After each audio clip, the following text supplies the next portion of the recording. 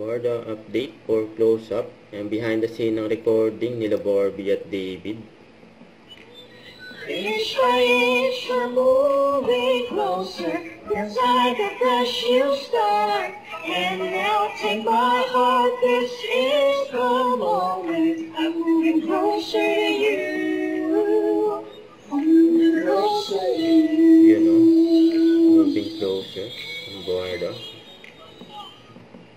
That type Rated of by horror Barbie. movie that will haunt you in your sleep.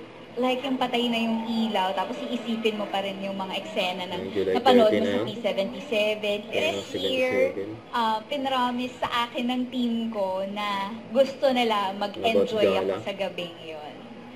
So, meaning, syempre yung damit, hindi ganun ka komplikado dalhin. Kasi naalala niyo, di ba, ball gown nga si ate girl last year. So, Yeah, ngayon, last they promised me that I will enjoy that night. So, lotion lang.